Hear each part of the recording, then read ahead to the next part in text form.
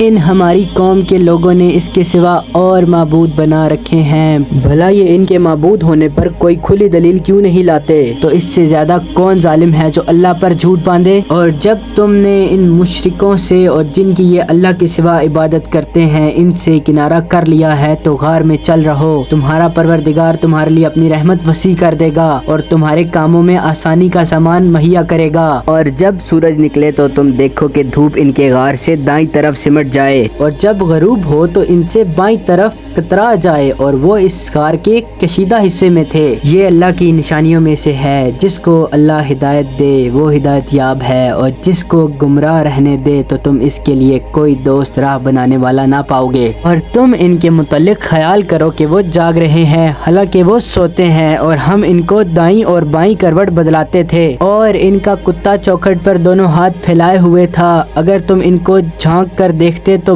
پیٹ پھیر کر بھاگ جاتے اور ان سے دہشت میں آ جاتے۔ اور اسی طرح ہم نے ان کو اٹھایا تاکہ آپس میں ایک دوسرے سے دریافت کریں۔ ایک کہنے والے نے کہا کہ تم یہاں کتنی مدت رہے؟ انہوں نے کہا کہ 1 دن یا اس سے بھی کم۔ انہوں نے کہا کہ جتنی مدت تم رہے ہو تمہارا پروردگار ہی اس کو خوب جانتا ہے، تو اپنے میں سے کسی کو یہ روپیہ دے کر شہر بھیجو، وہ دیکھے کہ نفیس کھانا کون سا ہے تو اس میں سے کھانا لائے اور احتیاط سے آئے جائے اور تمہارا حال کسی کو نہ بتائے۔ اگر وہ تم پر دسترس پالیں گے تو تمہیں سنسار کر دیں گے یا پھر اپنے مذہب میں داخل کر لیں گے، اور اس وقت تم کبھی فلاح نہ پاؤ گے۔ اور اسی طرح ہم نے لوگوں کو ان کے حال سے خبردار کر دیا تھا کہ وہ جانے کہ اللہ کا وعدہ سچا ہے، اور یہ قیامت جس کا وعدہ کیا جاتا ہے اس میں کچھ شک نہیں۔ اس وقت لوگ ان کے بارے میں باہم جھگڑنے لگے اور کہنے لگے کہ ان کے غار پر عمارت بنا دو، ان کا پروردگار ان کے حال سے خوب واقف ہے۔ جو لوگ ان کے معاملے میں غلبہ رکھتے تھے وہ کہنے لگے کہ ہم ان کے غار پر مسجد بنائیں گے۔ بعض لوگ اٹکل پچو کہیں گے کہ وہ 3 تھے اور چوتھا ان کا کتا تھا،